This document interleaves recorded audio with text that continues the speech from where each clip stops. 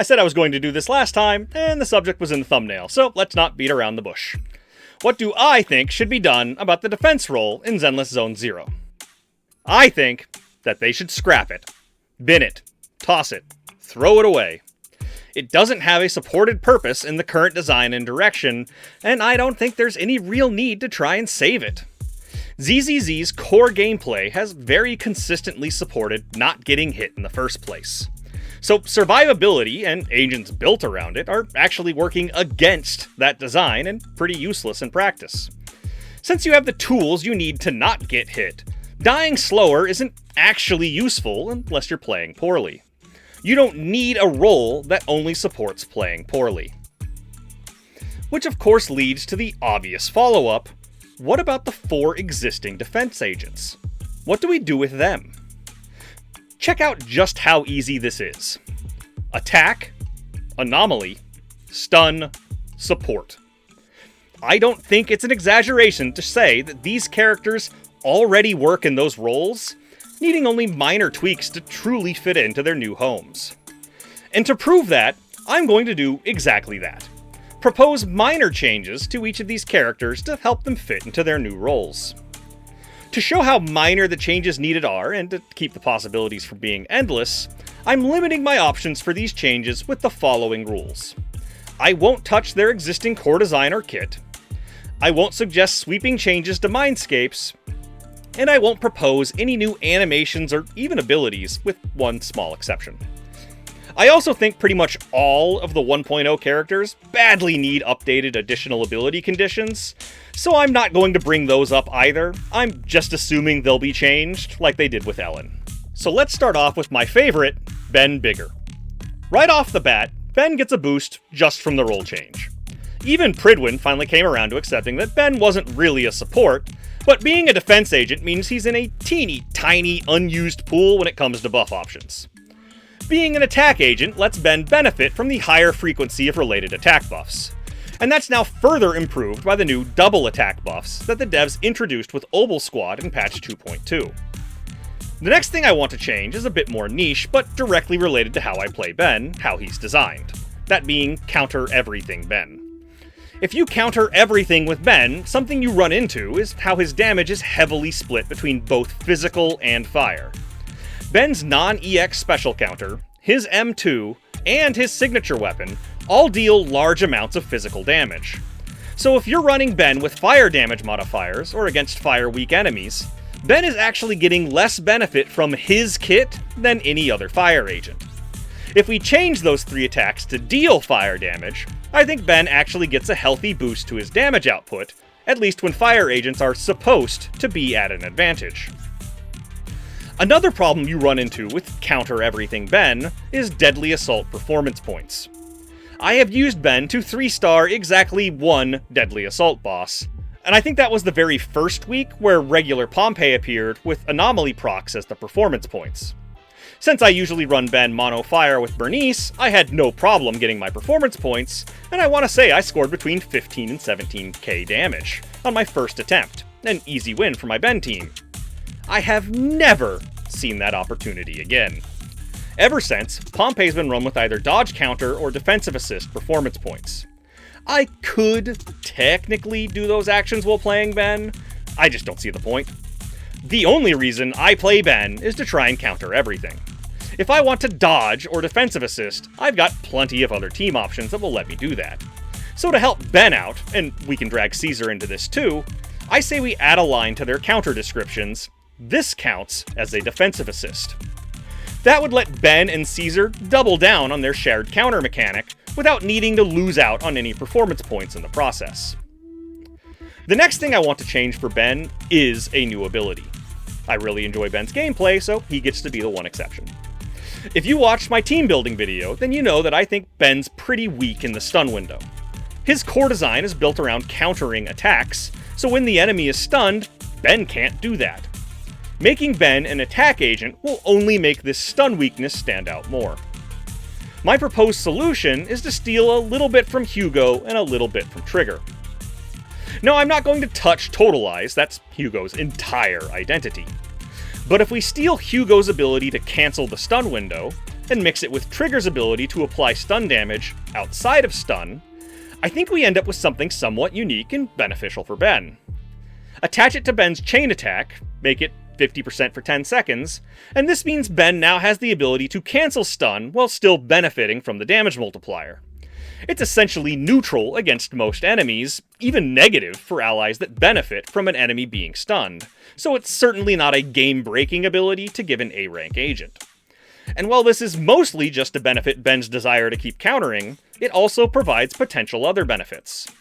The devs have been screwing around with stun damage and the stun duration with new enemies, so this means that this new ability of Ben's might actually benefit other teams in specific fights.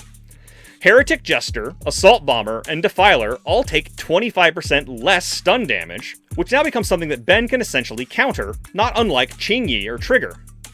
Ben does have a 1-pip defensive assist and a team-wide buff, so while I don't consider him good in the wildcard slot, this new ability would be something to consider using him for against certain enemies, especially since he would now also be able to activate double attacker buffs.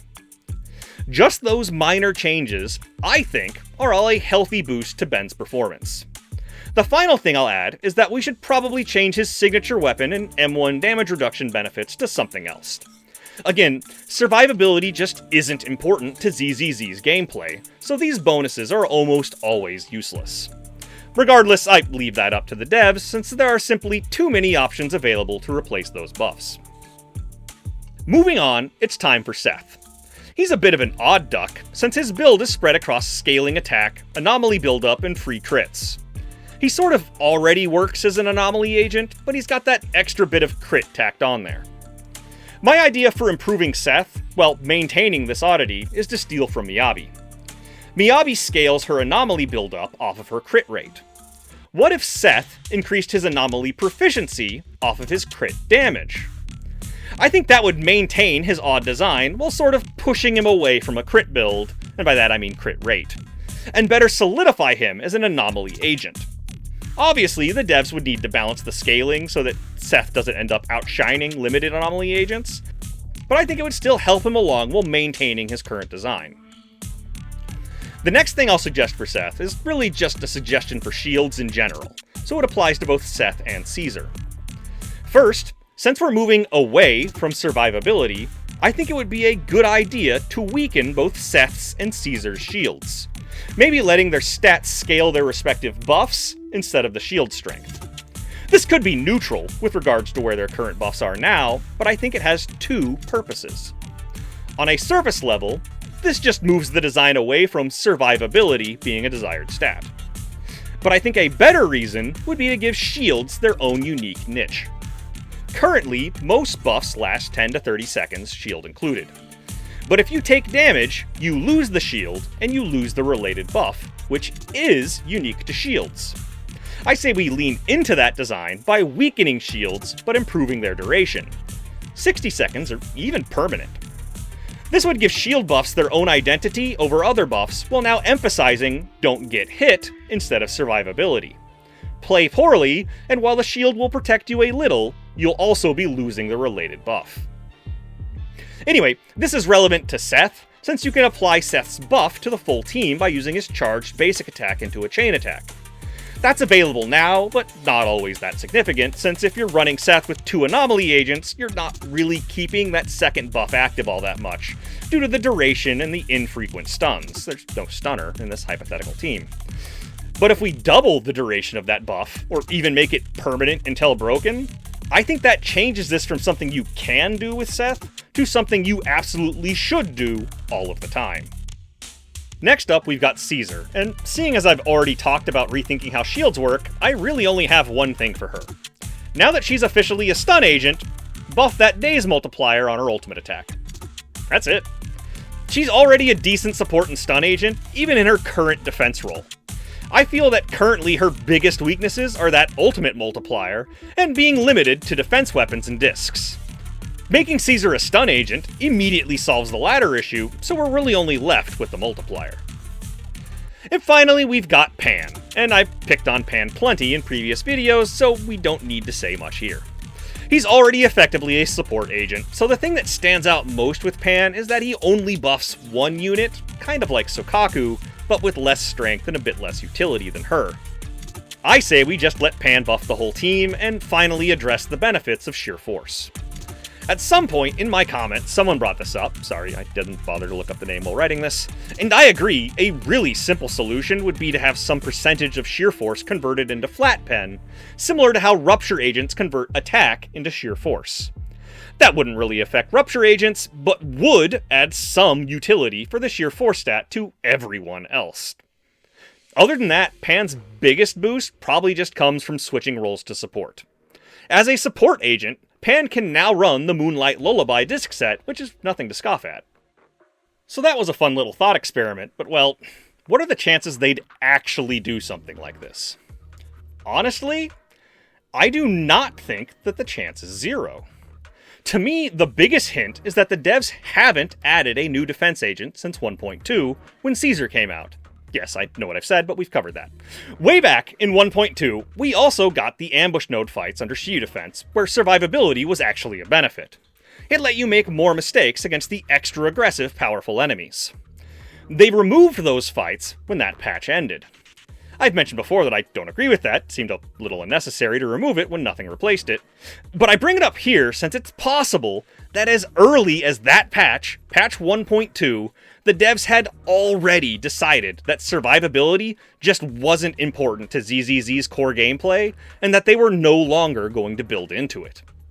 In fact, their follow-up event, the Battle Tower, was all about attrition. You really want to take no damage, not less, since damage sticks with you. Caesar got her moment to shine there, but that was a lot less about reducing damage than it was about completely ignoring damage. Because Caesar's shield fully absorbs the damage that breaks it, it's effectively a get-out-of-attrition-free card, not simply a damage reduction. So to me, the fact that the devs haven't circled back to the defense role is maybe a clue that they don't plan to continue it.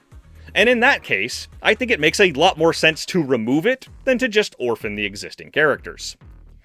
And on top of that, there's still the lingering possibility that the devs do still plan to revisit and buff legacy characters. They hinted at that with the Lost Void gear. They hinted at that with the 2.0 dev talk. They started that when they improved Ellen and just recently Soldier Zero. It hasn't happened yet, and sure, it may never happen, but I do think there's a good reason for it not happening yet. In Season 2, the new characters have been getting more and more versatile in terms of team building. Sure, this is a natural part of game design, as devs push the boundaries and try to keep new characters unique. But still, the expanded utility of characters is giving the devs more options on how they can improve legacy characters. Back in my non-meta team building video, I talked about keywords, and how they help make team building just a little bit more diverse than attack stun support and anomaly disorder. In Season 2, the devs have continued to improve that idea, adding new keywords that directly improve team diversity. We've now got the Rupture agents, which aren't that different from any other attack agent, but since their armor-ignoring design makes armor reduction useless, they essentially box out Nicole, who was almost a universal solution for any team in all of Season 1. This makes room for new and alternative supports, for example, Seiju Fufu. At the same time, it doesn't exactly cancel Nicole. Not only does she still work on all of the teams she did before, but when the devs start to introduce new enemies with higher defenses, she's still going to be a critical unit when you don't have, or just aren't running, a Rupture agent. In that sense, Rupture is an alternative to Nicole that also increases her value at the same time, just not on the same team. The devs have also fleshed out the Aftershock keyword. Almost all of the new characters have had Aftershock effects, which has greatly improved options for benefiting from Aftershock modifiers. You don't need to commit to an Aftershock-focused team, but at the same time, it's also been getting easier to do just that. Patch 2.2 added Seed and Magus, which introduced building double attacker teams, which immediately created a bunch of new team options. I'd argue that they're both very open-ended agents, as long as you're not too hung up on the meta. The second attacker required for Seed's buff is essentially a fill-in-the-blank. And Magus almost isn't even a double attacker character. She's an off-field aftershock nuke who happens to also be an attack agent. She will absolutely work on a double attacker team, but I currently consider her one of the most versatile units in the game. She gets better with double attacker buffs, she gets better with other aftershock agents, but she's easily got to be the strongest off-field character, which means you can squeeze her into pretty much wherever you want. I've been using her with Monato and Lighter, which has been fun. I haven't cleared anything endgame with them yet, but I don't have Monato at full strength either. I only have him at M3W1. Writing this, I'm actually thinking that I really need to try Ellen, Lighter, and Orphe as well. Probably not meta, but I bet it still hits like a truck. Which just leaves us with the ugliest word in patch 2.3, Ether Veil. Now, no argument from me, the devs need to hit the brakes on just how much of a DA buff they pack into a single keyword. This first DA buff is easily the worst, most shilly buff they have ever created. Compare it to the Seed buff right next to it, and the difference is night and day. The Seed buff is best with Seed, but still has a lot of utility for any double attacker team, or even just a single electric attack agent. It's certainly restrictive, but it's not as bad as that first buff, which might as well just say, if you have Lucia on the first line. In fact, since I think it works best here instead of tacking it on at the end of this video, which is growing longer and longer as I go, let's do another quick little service announcement. You don't need to wait until the end of patch survey. There is a feedback form you can access from the game's main menu, submitting feedback any day, every day. There's no guarantee the devs are going to listen to you. I did this for the Sheer Force buff back in patch 2.0, and nothing's changed for that yet. But I still believe it's better than just screaming into the void, or YouTube, Reddit, Discord, etc. Now, some quick caveats or reminders, because the internet can be a terrible, terrible place. Please remain civil when writing your feedback. Please don't try and flood the system, spamming the same request over and over, manually or electronically. And in a similar vein, maybe don't organize a copy-paste campaign with your respective community. The exact same message, repeated word for word, may come across as trying to cheat the system instead of being genuine feedback. The real key is that devs, and also the support staff who have to process feedback before it even reaches the devs, are human beings. If you are being a pain in the ass, the very human response is to resent, ignore, or even actively work against you. Don't ruin legitimate feedback by being a shitty person. Where were we? Oh, right, Ether Veil. It's an ugly word for now, but like Aftershock and like Rupture, I expect we'll see it fleshed out and used in more creative ways before the end of the season. In fact, as a little bonus prediction, I've already said that I expect one of the Angels of Delusion to be an A-rank character. Well, I also think it's a pretty safe bet that that A-rank character will have an Ether Veil effect. It hasn't exactly been timely, but the devs have been using the new A-rank characters to essentially guarantee access to the new keywords. None of that helps us out right now in patch 2.3, but I suspect it'll all buff out in the end. Anyway, that whole rant about keywords was to highlight that by delaying updating the oldest characters, the devs have also been increasing their pool of options, if and when they do update those characters. I still think they might be doing that. In fact, here's a fun question related to my last video. If the devs buff most of the Season 1 characters at the start of Season 3, would they even need to release an onboarding character for new players? Depending on how much they buff those characters, and if they truly update all of the legacy characters, standard, A-rank, all of them, I think that then an onboarding character might not be that useful or important.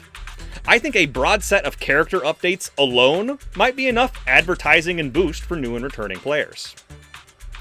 So speaking of that, and because I apparently have no respect for your time, let alone my own, I want to do a little bit more theory crafting, similar to what I started with for the defense agents. I'm going to try and keep it brief by limiting myself to only the characters at the bottom of the Pridwin tier list, the niche characters. Similar rules, I'll try and keep the changes as minor as possible. We already did Ben and Seth, so we can just check them off immediately. Following that, I'm going to start off with the two S-rank characters in this group, who I'm also going to let break my rule of adding a new animation or ability, so let's find out why. First up, Grace, who I'm essentially just going to skip. The reason for that is because if Grace does get updated, I fully expect her to have a new ability. Drones. When Grace showed up in the first fishing event back in Season 1, she showed up with drones and annoyed Piper with them. And just recently, at the beach resort, Grace provided the drones used for the shooting minigame. A core part of Grace's character is that constructs are her precious children. Currently, she just fights with grenades. It makes perfect sense to me that if Grace gets any update, that she'll get drones, which would then allow her to finally fight beside her children.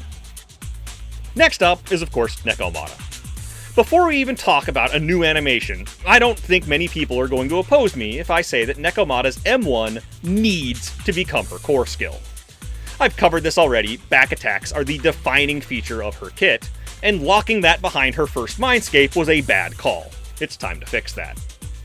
And speaking of back attacks, the final attack of Nekomata's basic attack combo is just weird, right?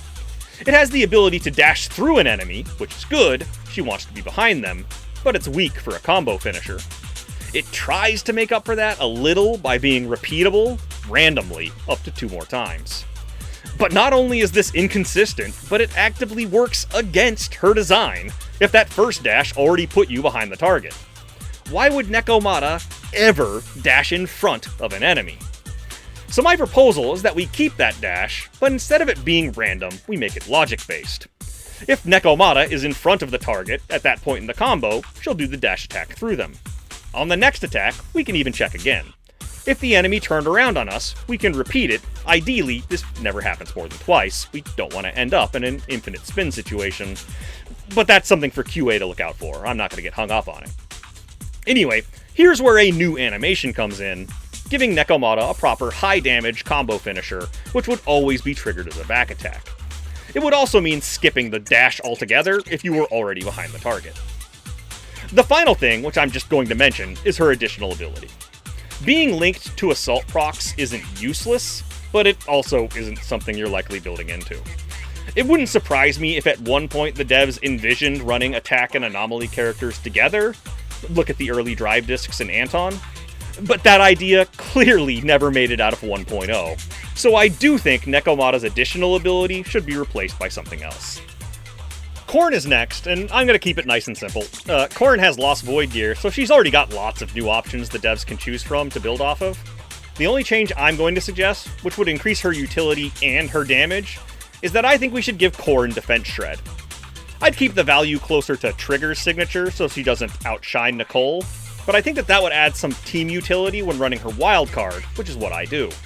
And character-wise, I think Defense Shred makes perfect sense for a character that literally shreds her enemies.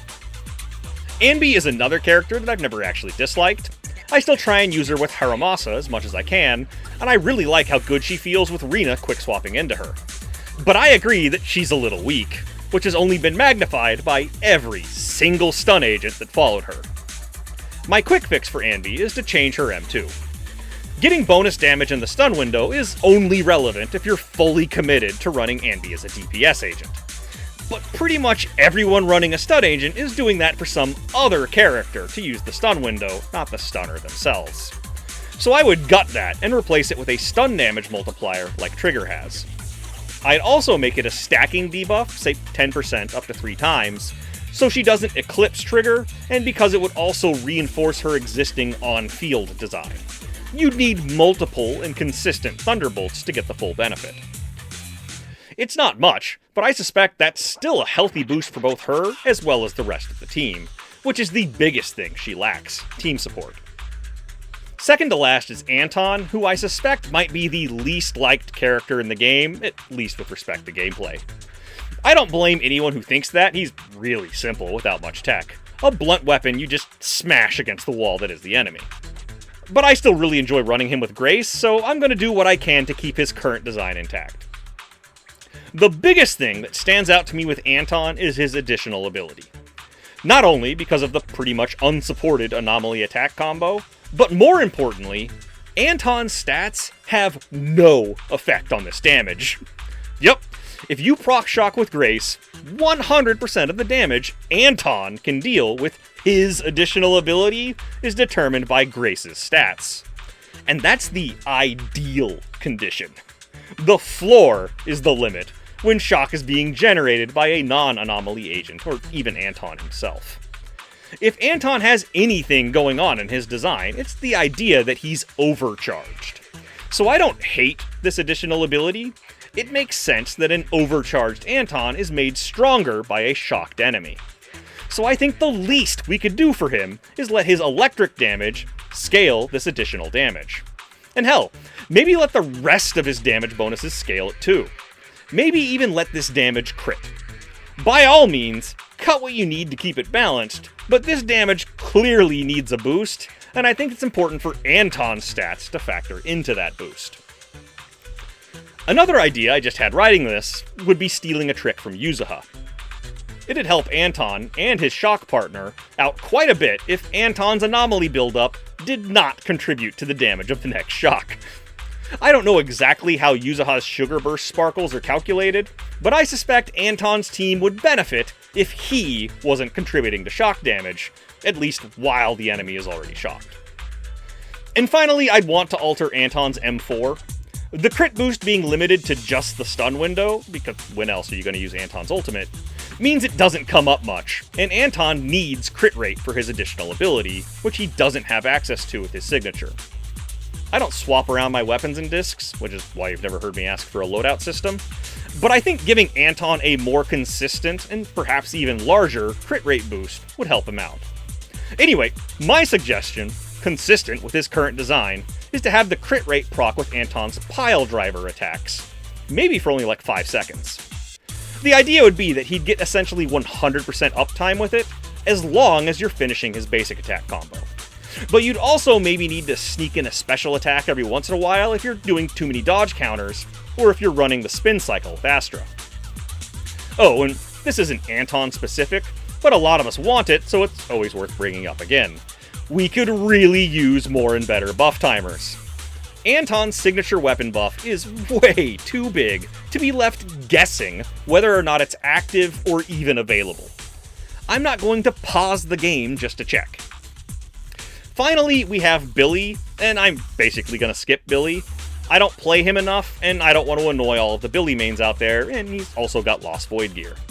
My one desired change for Billy would be for him to always enter his crouching state from his dash attack. My ADD-addled brain really hates that brief standing pause that exists before you can roll into it. So that was fun, but ultimately meaningless. I certainly wouldn't call any of my proposed character changes predictions, just possibilities at best. Still, I think I can make those possibilities look just a little more likely, if only by contrast. I've got one more change to talk about, which will actually cap off the original intent of discussing the defense role. To start off, a new disclaimer. I seriously doubt the devs will actually make this final change. I somewhat hinted at an idea or a guideline back in my first Season 2 predictions when I was talking about how I didn't think Bell and Wise would become combat agents. I bring that up because I'm introducing the same idea or guideline again. It's often safer to not do a thing than to do that thing poorly. The final change I have to suggest is this. If we scrap the defense role, because survivability just isn't important to ZZZ's core gameplay, why not also scrap the defense stat? It's a junk stat, and we all know it. Now, HP, they've saved. Not just by scaling a roll off of it, like they started with Yijuan, but now they've doubled down with the newest Rupture agents who actually spend and generate health. By deciding that survivability isn't important, the devs were able to look at that health bar as a new resource already baked into the UI. That's just win-win. It isn't even much risk for us players.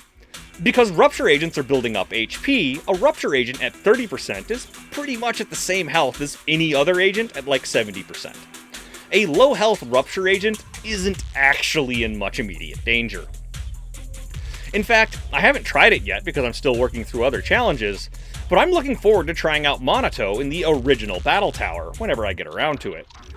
Rupture agents heal so much that they can afford to take hits, at least until the enemies start one-shotting them. I suspect I can probably get quite a bit further than I am now at only floor 26, when I can afford to keep a few mistakes. Anyway, the defense stat does not have this advantage. Defense is functionally invisible to us players. Get rid of it, and pretty much only two things would happen. First, disc luck would be improved. 3 junk stats would be removed from the pool, and we would all rejoice. Second would be Ben, the only character actually affected by this change. But let's be honest, change Ben to scale off of HP, and he works the exact same, other than needing to change the related scaling. Lucia already does this, it's not a big deal. So if it looks like such a great change, why do I not think it will happen? Well, pulling out the defense stat affects a lot of existing gameplay systems. One mistake in that process, and you've taken a lot of working content and broken it. It might be simple to change, it might not. It all depends on how things are coded. This is what the industry calls technical debt.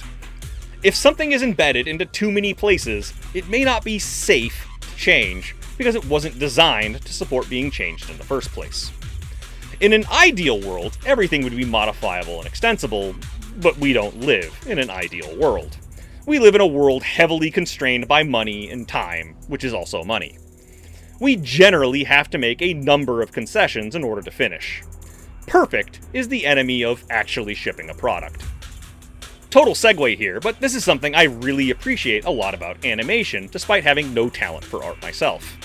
Rewatch some of your favorite shows, and try and notice how often characters and scenes are static, especially in anime. Being cheap is certainly a factor, but it's also about picking your battles.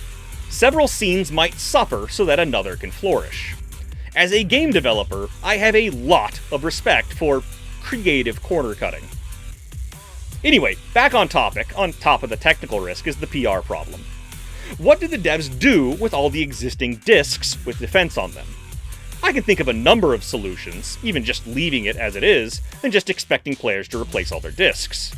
Which means I can also imagine a lot of loud players complaining loudly regardless of what they did. It's a minefield waiting to go off.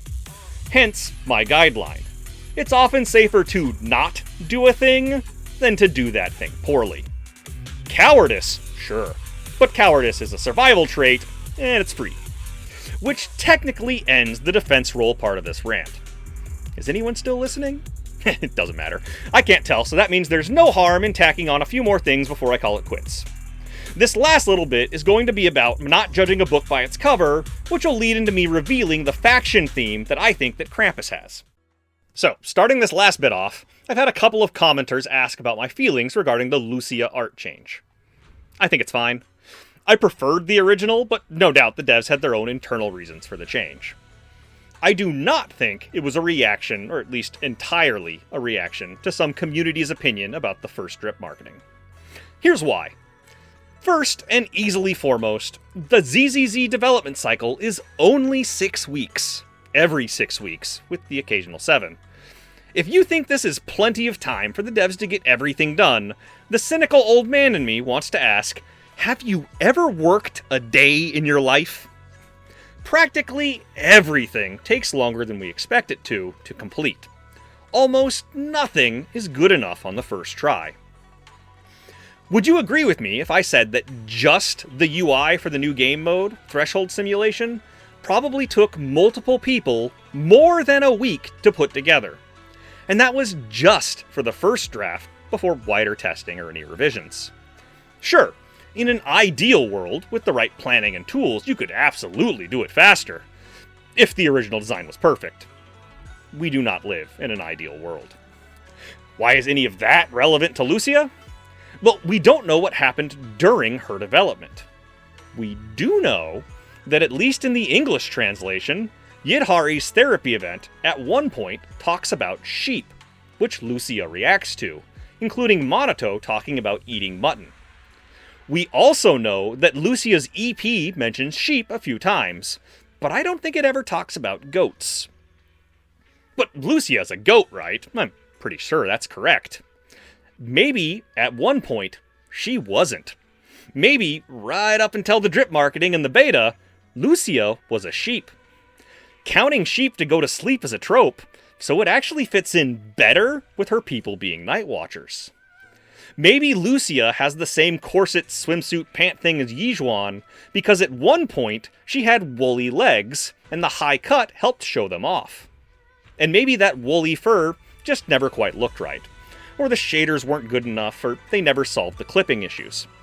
Maybe that first bit of drip marketing was the first pass of a redesign when they swapped from lamb to goat, as they were running out of time. And so the updated drip marketing was just an iteration after committing to the design swap.